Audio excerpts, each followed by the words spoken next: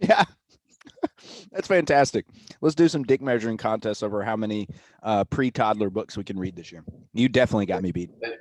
I see you have more leather-bound books on your bookshelf than I've got. They do smell So of rich mahogany. You must be way smarter than me and have it all figured out, man. As much as I would love to take claim for all of these immaculate books you see behind me, these books actually are the personal collection of Chris Moore.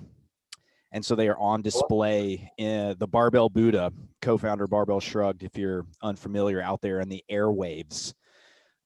This is his personal collection, his personal library. It's a little over 200 books, and it's not his entire library. It was the books that I was imbued with the privilege of hosting and caring for until another home and display is available and appropriate. So I'm with Kurt.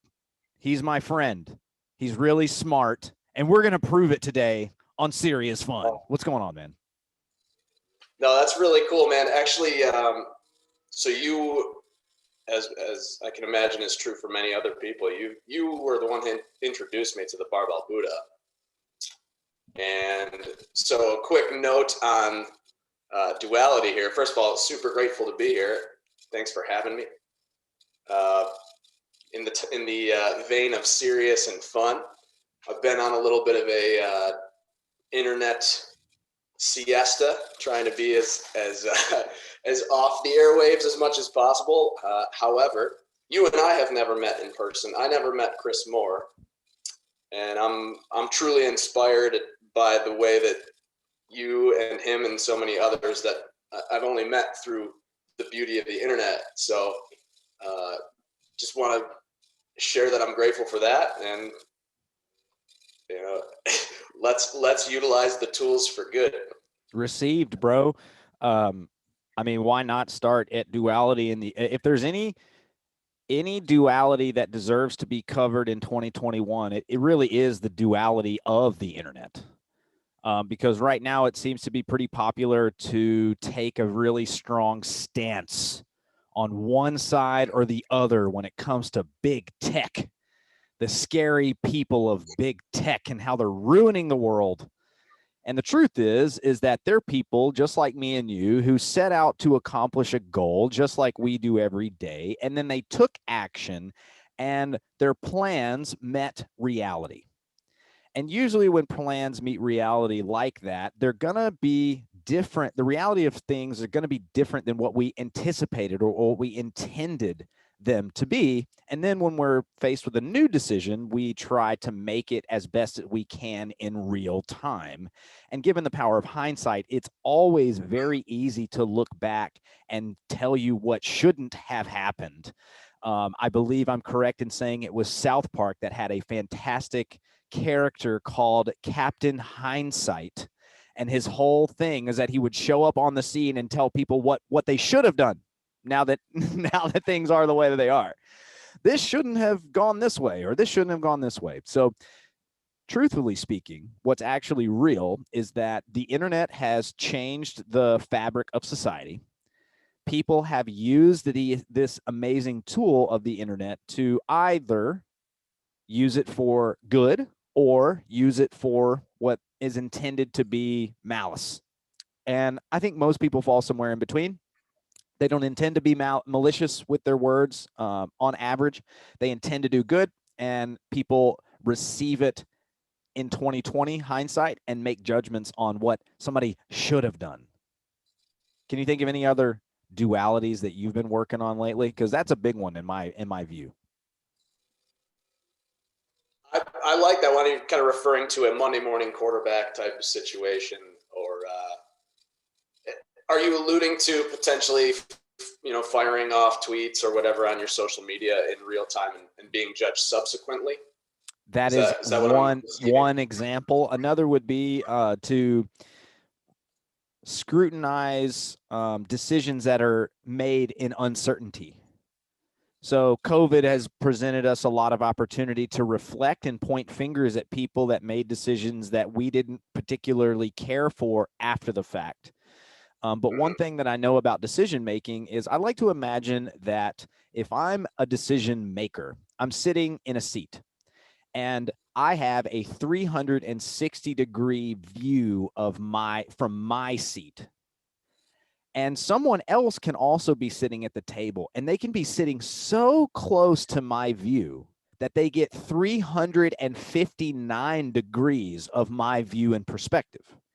But the difference between 359 and 360 is the difference between 211 Fahrenheit and 212 when it comes to boiling water. 211 is really hot, but 212 is boiling. That extra degree makes all the difference. So yes, I am saying that in many cases, whether it's firing off a tweet or sending out a joke that you thought was funny, or a comedian that said something that was culturally appropriate and funny 10 years ago doesn't hold up well over time and is now being hyper scrutinized and judged by many people in hindsight. So yeah, that's precisely what I'm describing. Sure. I imagine it's infinite number of variables at play here, but we're also in a society where it has become the norm to virtue signal or imply that your view from the table is the only one, or that ought to be accepted by anyone else, which fundamentally I believe to be false.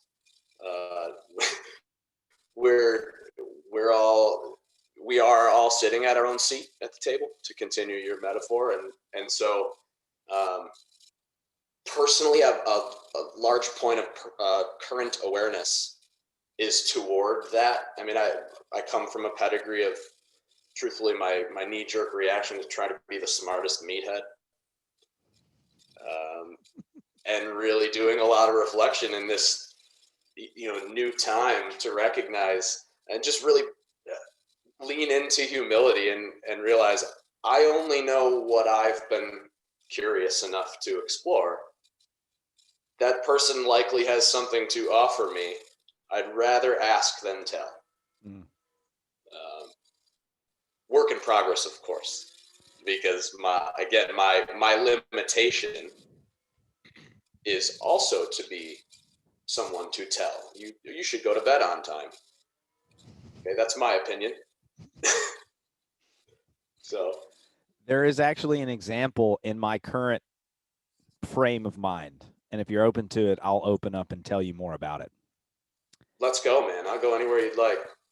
So although this is something that I've known, it's also something that I'm seeing more often, and that is this: words are being weaponized to influence people subconsciously and implant ideas in their mind to try to receive a predetermined outcome based on the words that we use.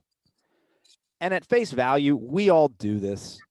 You're having a conversation with your friend and you want them to think that you're funny. So you use words that influence that outcome by using words you believe to be funny, and I influence the outcome of it being funny.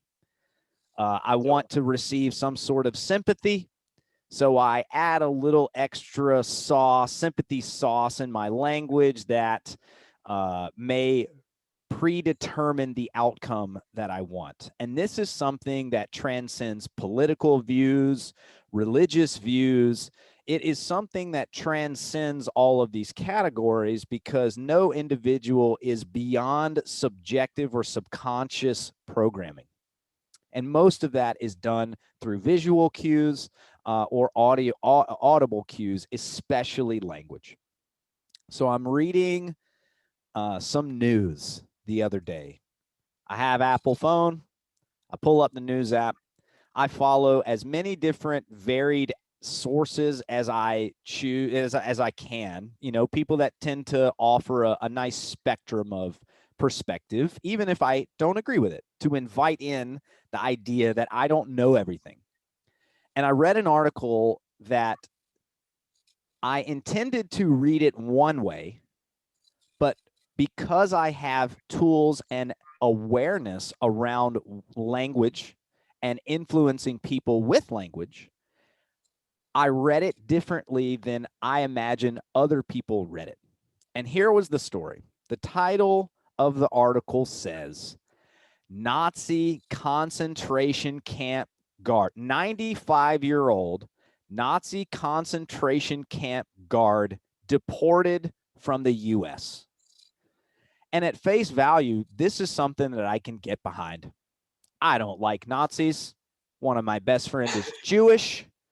I have a vested emotional interest into being against anything that is Nazi or concentration camp related. And so I start to read the article, and the article gives very selective information. The selective information is as follows.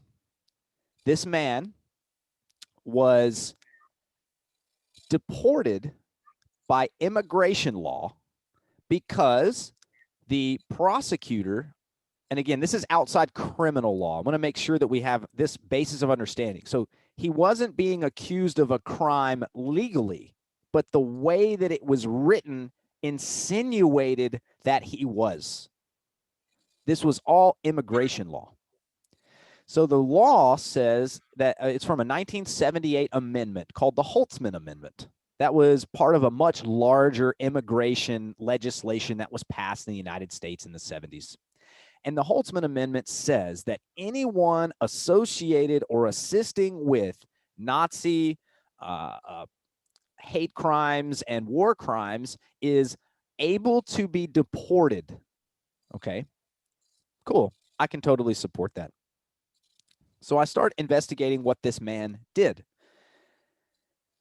All they said was that he was present, factually. They said there is a slip that shows that he was a Nazi concentration camp guard, and that was the only evidence that they needed to apply the Holtzman Amendment to him and deport him. Are you following me so far?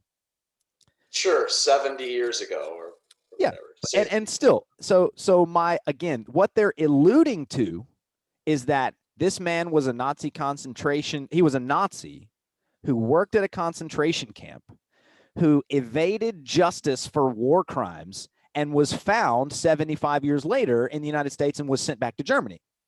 So I am conditioned to believe that he has in some way done something wrong based on the language that they've used. And because it's something that I ethically and morally agree with, I was inclined to be affirmative in saying, yeah, we should send this guy home. But they went on to list how bad the conditions were in the camp. They also acknowledged that it was a subcamp that was filled with all kinds of prisoners of war, just like any war, just like the United States has had, just like anybody that's been to war has ever had. We have prisoners of war. We keep them in camps and we guard them.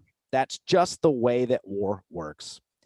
They also acknowledged that this man has never been associated with or accused of any wrongdoing while at the camp. Another fact, he was 19 and he was not a Nazi, also acknowledged in court. He was not a Nazi. He was a German Navy man who at the last 2 months of the war was repurposed because Germany was getting decimated in the war. He was repurposed to guard at a subcamp. He says that he actively asked not to hold a weapon. There is no evidence that his story can be discounted. And here's what I learned. After the war, he was there for 2 months, by the way. He was also there at a time where German supplies were being cut off, and they were just coming out of a really hard winter. He was there in March, and then he was basically captured by the British Army in May when the European Union, essentially the Allied powers, took over Germany. So the British hold him and they put him to trial. And because the British have a very high vested interest into putting away Nazis, you'd think that if he had done something heinous, they would have put him away. They didn't put him away. They cleared him and they passed him back to the new German government. That same German government also had an equally, if not higher, incentive to put away Nazis and Nazi sympathizers. They charged him with a crime. And not only did they not they charged him, but he was not convicted. Not only did they not convict him, they found zero wrongdoing, and they've paid him a military pension ever since. Wow. There was a lot of insistence that he had somehow evaded some sort of justice, that he fled from the country.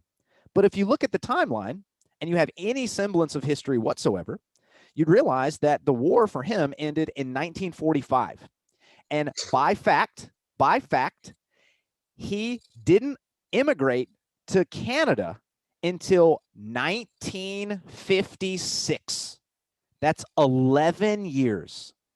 Now, to me, 11 years doesn't seem like a fair timeline to qualify what he did as flee.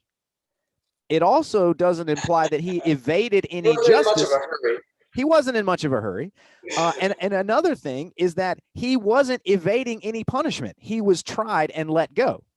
No questions asked. He followed the rules and legally immigrated to Canada with his family in 1956 and decided that in 1959, he wanted to move to the United States. And he legally immigrated to the United States.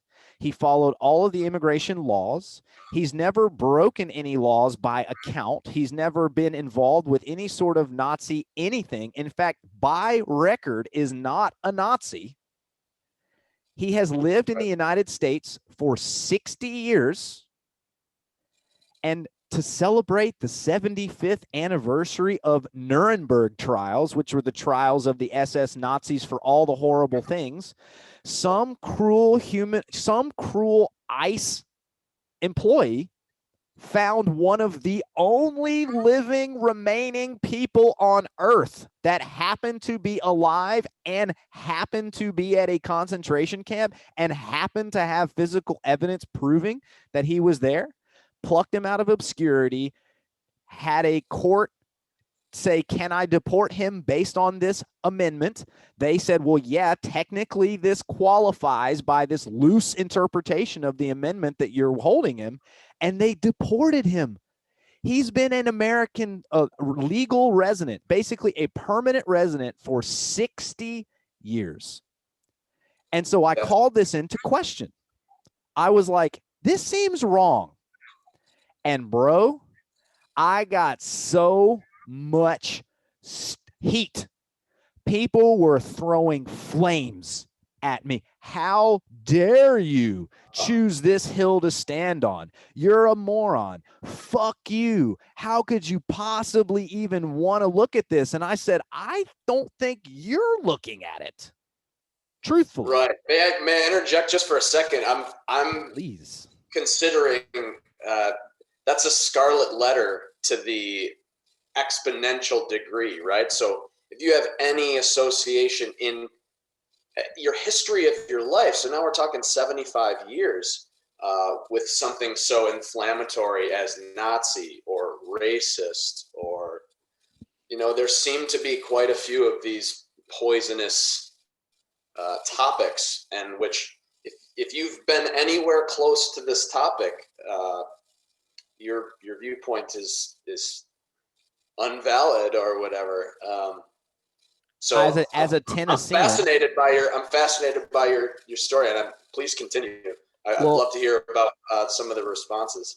As a Tennessean, I'm a citizen of Tennessee. I'm a native of Tennessee. As a Tennessean, not only that, but the immigration judge who at least said that he could be deported, the immigration judge didn't deport him, but the immigration judge just said that, yes, this could be applied in this case. If ICE and the Department of Justice decided to do that, it would be within their legal right, according to this one immigration amendment, to apply it. That judge was from Memphis. So I had a personal connection to this case in the fact that I'm also a citizen of Memphis. I'm a native Memphian, and I'm a native Tennessean. The other is that, again, I have an emotional vested interest in getting rid of any hate, because I would be considered by many people on maybe the right side of the spectrum to be a social justice warrior. someone that stands up and tries to use whatever platform that I have for underrepresented and undercared for communities that are in my own community and otherwise.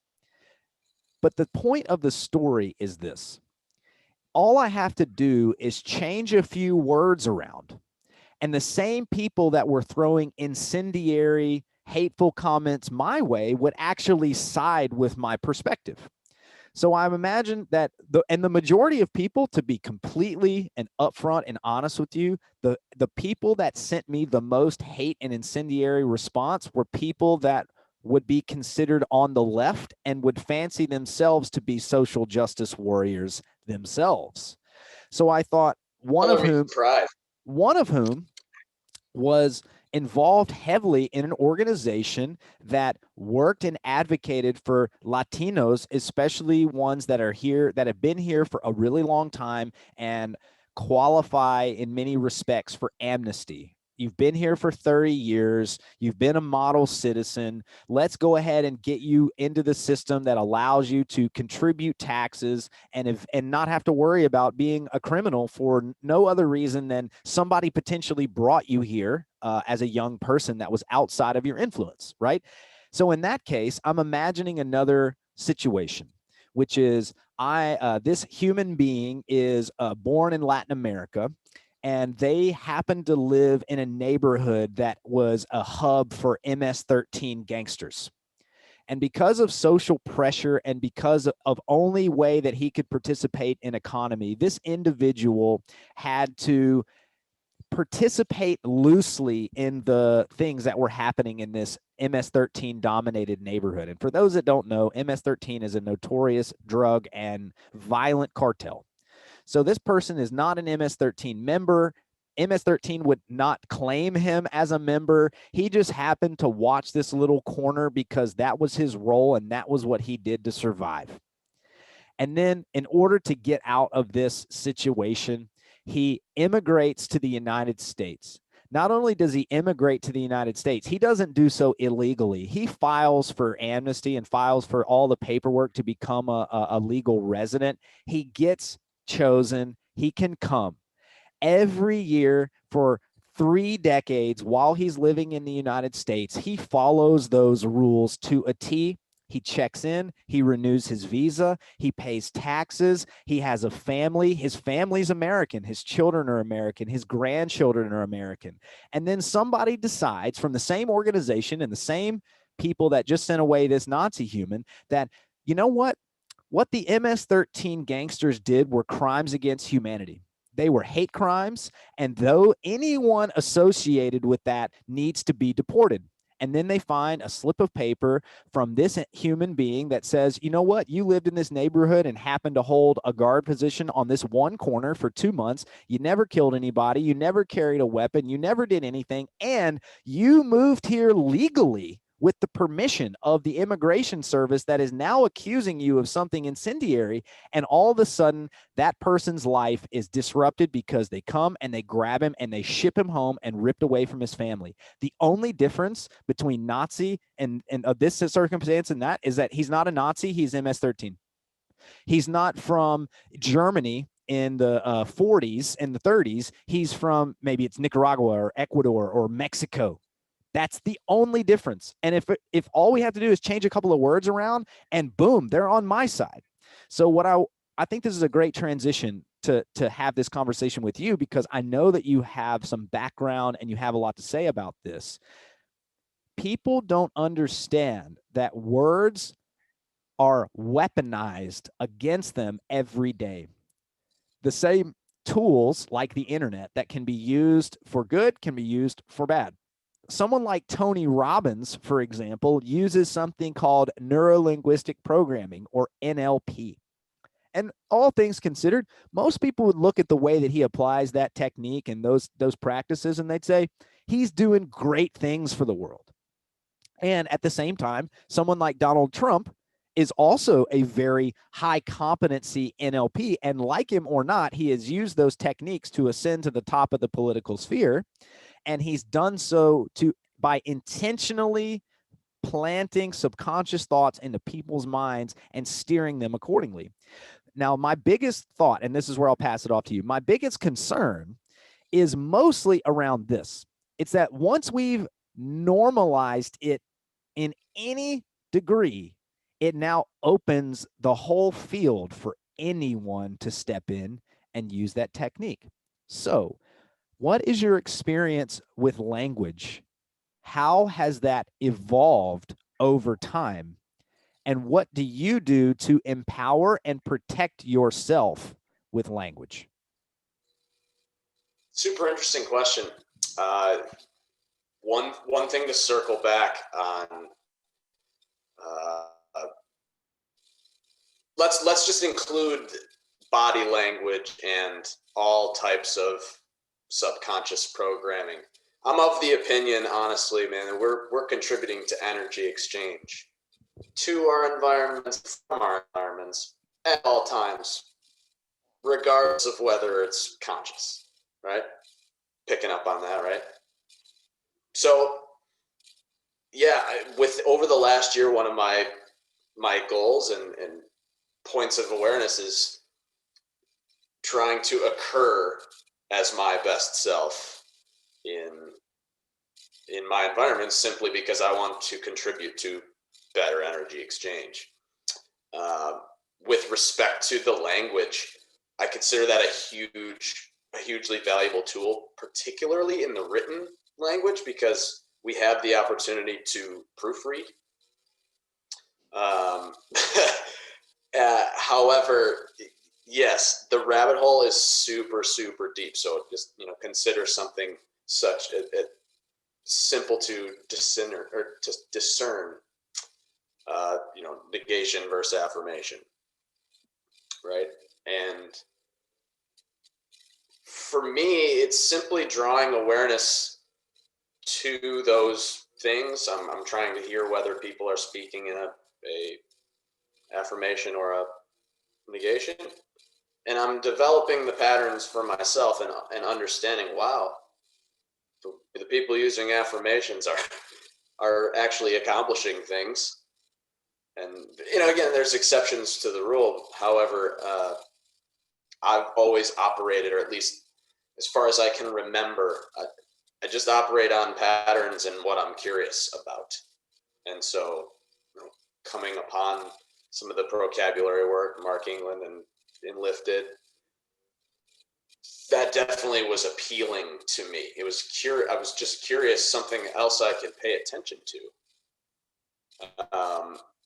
And truthfully, just mind blown more or less ever since. And I'm trying to show up in all environments and, again, contribute to this positivity and taking personal responsibility and recognizing, ooh, I'm doing this stuff too. That's neuro-linguistically programming the shit that I don't even want to occur in my life. And so, yes, I personally, my strategy is to try to draw awareness to one or two things at a given time, and I actually do utilize the wristband. Tell me about that.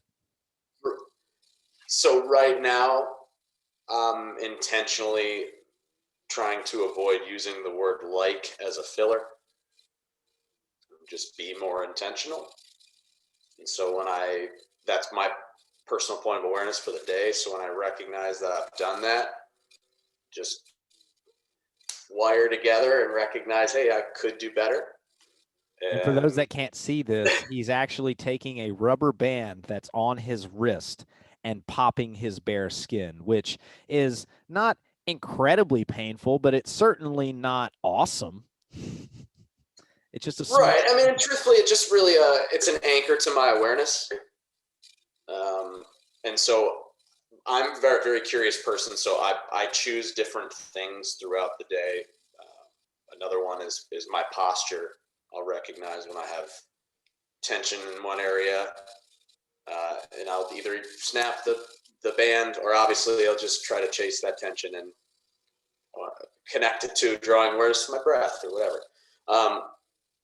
We have a million rabbit holes we could go down, Brooks, but I do like what we're talking about with the language, and just recognizing in environments, I've been doing more listening, along with that, with the goal of being less of a guru and more of a listener, better suggester. A little tangent on the popping of the wrist and the rubber band. I know I believe it's correct in saying that Charles Barkley was notorious for using this mechanism in basketball as an NBA player. And when he'd practice, anytime he did something good, he would pop the wristband. So if he's in practice and he does something great, he pops the wristband, only when he did things that he really thought were good. So what he did when he got into games is that he would pop himself if something didn't go to his liking, because it was a positive reinforcement mechanism that was already built in. So even though he wasn't getting the result that he wanted, he still used the mechanism to attune his awareness back to staying on the positive. So that's a fun little tangent. And to add to your point about not wanting to be a guru, although I did spend a considerable amount of my time on this Instagram post telling people what I had found and what I thought about it, what I also did was invite people to help me understand what they believed I was missing from this equation. I laid out a set of facts to the best that I had at the time, and I invited people to tell me what I was missing. And to my surprise, there were people that were supportive, which was fine. They had nothing to add other than that they were supportive. But the people that were incendiary offered nothing. They didn't offer me alternative facts. They didn't offer me alternative opinions. It's that you suck and that's it. You suck and fuck you. That was it. So I guess to add on to what you were saying, it's one thing to jump on a soapbox and to tell people why they're wrong. It's another to invite them to engage in some sort of dialogue or conversation, even if that dialogue or conversation makes you uncomfortable.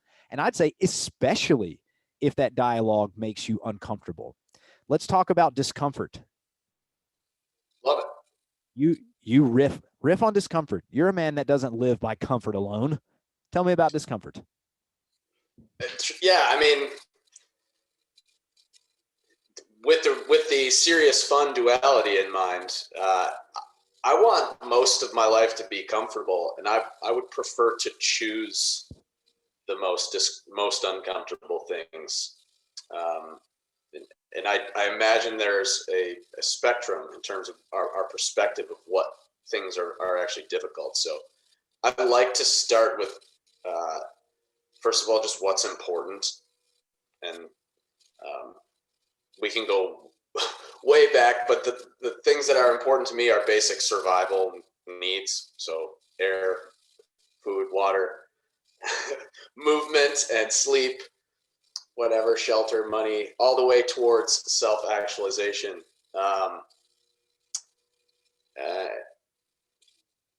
in attaining those things and really focusing on the basic things, I'm of the opinion that human beings were meant to endure discomfort in those basic survival needs. My personal experiences through experiencing discomfort for air and actually doing purposeful breath holds, or incorporating fasting or periods of thirst, periods of fatigue on purpose. It has improved my ability as a transferable skill to handle discomforts that in my, if in our vernacular, may be more manufactured. The discomforts of somebody disagreeing with you on Instagram, or the discomforts of having a conversation with somebody. You're afraid of what they might think, even though you know that you're sitting next to each other and you're 359 degrees of agreeableness. A lot of those are manufactured discomforts, and for me, I'm way easier to connect the consciousness to that when I know I've endured things that are actually hard. You used a phrase before we started recording, or a word, and that word was antifragile. Sure. What did you mean by that? Well, are you familiar with the book by Nassim Taleb, Antifragile? I am familiar with the book. I'm going to operate, and we'll operate under the assumption that the listeners have never heard of this book and don't have any working framework for that concept. Sure. The subtitle is Things That Gain from Disorder. So the book is Antifragile, Things That Gain from Disorder. And the way that I receive the concept is essentially, in biology we'd call it hormesis, or whatever doesn't kill you makes you stronger. So the idea is that by applying a stimulus, something that's uncomfortable, applying chaos in the correct amount allows this super compensation, and allows the organism or the market or whatever. The book outlines 1,000 different topics, but the net impact is positive. From it's basically when we strength train, right? We're doing something stressful. What really happens is we benefit from the recovery period after the stressful thing. And so, yeah, potentially what I'm talking about with the fasting and sleep deprivation is really just that. It's applying stresses in appropriate amounts so you can be stronger, and then potentially hacking my own mentality towards the perceived discomfort of things that are coming up in life, because mostly they're quite frivolous compared to not being able to breathe or not having food to eat. One of the byproducts of our modern culture is that we have everything we need to avoid physical discomfort. And once we begin avoiding physical discomfort, our other parts of our being begin to essentially create or manifest the discomfort for us to work through. So as our physical discomfort has gone down, our emotional and psychological stresses have gone way up. Are we receiving any more or less stress than any other human ever? The argument and the science says we might be experiencing more stress overall because we are avoiding physical discomfort in all kinds. I would say that one of the biggest challenges that faces our society, particularly in the States right now, is a working belief that avoiding discomfort is for our benefit, that there is some sort of benefit from avoiding discomfort. And in the case of having a conversation about the Nazi concentrate guard that was not a Nazi and barely qualified as a concentration camp guard, that people are avoiding the psychological and emotional discomfort of having a conversation centered around a topic that they don't like to talk about. If you are in any, I've only been married for a little over a year. And to be honest, as far as knowing a lot about marriages is concerned, I'm going to be towards the bottom of the list. How could I? I've only been doing it for about a year. But of all the things that I've learned so far, which are many and many to come, of all the things that I've learned so far is that avoiding conversations that make me uncomfortable makes the problem worse. And if that is true for me on an individual level, I can only imagine and start to make assumptions about what that does on a times 350 million person scale, or a 3.5 billion person scale. It's been really highlighted at the forefront of my mind based on conversations like this, for example, how much I personally avoid discomfort, usually in conversation. Solidarity, dude. I would imagine we're all subject to it. Yeah. And I guess if we're trying to do anything, it's to highlight and maybe bring awareness to the fact that, or bring awareness to this belief that discomfort is for our benefit if it's in the right dose. And people can take action towards dosing themselves with certain types of discomfort in order to grow. You've mentioned a couple. You mentioned breathing. a little bit of fasting, a little bit of water, maybe sleep, a little bit of depriving yourself of sleep, or going really hard in training. Do you have any other areas of your life where you dose discomfort or see opportunities to dose discomfort to improve the quality of your life? Yeah, absolutely. And I'd love to connect to your concept about language and the written word into spoken word, into body language, etc. One of the things that I have made a point to do is to identify what level of comfort I have in confrontation. So if I feel, I'm fine sending a text, I'm gonna do the audio message. I'm gonna go one level next, so that I'm challenging myself to do something a little bit less comfortable. And I've taken that into personal communication, as well as in business. When it's easier to send an email, I'm going to pick up the phone and make the phone call and just do this now, handle this now, rather. So yeah, that's definitely, I think there's a spectrum with regard to communication, and one of the variables that's leading to us resisting discomfort is it's just really easy to send a text message and, well, yeah, I told her that I thought that. You weren't even heard, though, because it's just a barrage of text messages among the rest of their distractions in life. Mm. And taking extreme ownership for their comprehension of what you felt, be more explicit and more intentional with relaying that information and how you felt. And I think I think your excuse me, I think your tactic for slowly pushing the boundaries is actually quite brilliant, because many people assume that they have to go from, say, 0 to 100, right? Like that's the euphemism that we might use, that they have to make these huge overhaul changes in their life. But the tactic of doing just the next degree of challenge, yeah, not text, send a voice note. If you're used to sending voice notes, make a live phone call. If you're used to doing live phone calls, get on the video call. If you're used to doing video calls, have a face-to-face conversation. There's a whole spectrum of degree there, and I think it's absolutely brilliant and something that can be applied to all areas of their life. I do it with my fitness. I'm not trying to, and from a very, very simple thing to understand for the average listener, I'm not trying to take my bench press from 135 pounds to 350 pounds.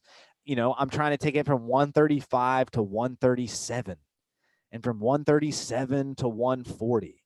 And many people can I've created, let's speak personally, I've created especially psychological boundaries or barriers in my mind by thinking that I had to go from 0 to 100 instead of going from 0 to 1.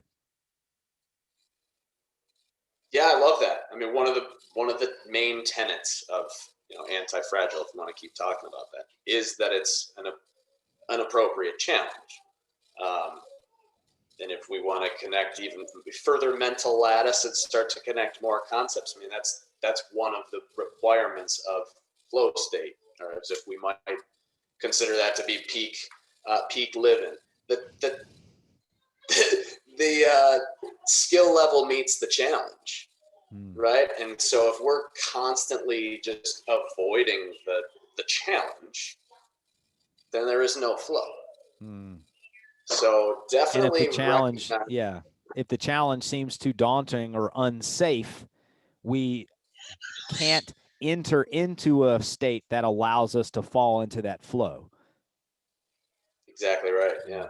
I mean, at least that's how I'm receiving it, and the hypothesis that I'm testing. Yeah, dude, man, honestly, this the amount that we've been able to talk so far, about 50 minutes, is right in line for about how long these shows are. It's very clear to me that I need a Kurt part 2. But in the, to respect your time and respect your family, I want to make sure that people know exactly, if they decided they wanted to keep up with you, where they could do that. And of course, if you have any final words or things that you'd like to jam on before we hop off the microphone, now would be the time. All right, man. Well, truthfully, guys, you can send me a personal email or even text message. I'll share that stuff with Brooks for the show notes. Yep. Great. And my new experiment is I've heard of a couple of times a new platform called Locals, and we'll see how that goes. But I'll share a link to that as well. Just attempting to develop some kind of online community where it's called Center Out Leadership. Basically, the concept is we're taking personal accountability for ourselves and how we show up, and attempting to relay that energy into all our environments, whether it's a paying client or student, or just the person you run into at the gas station.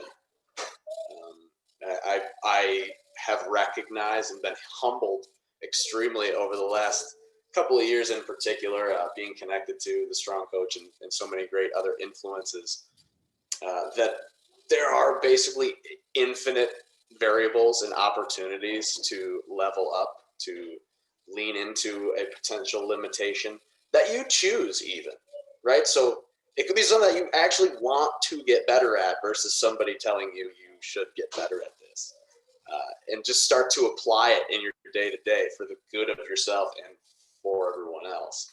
And those are pretty heady topics. However, I want to have those conversations, and I want to utilize all the reps that you, Brooks, or any other listener has also accomplished.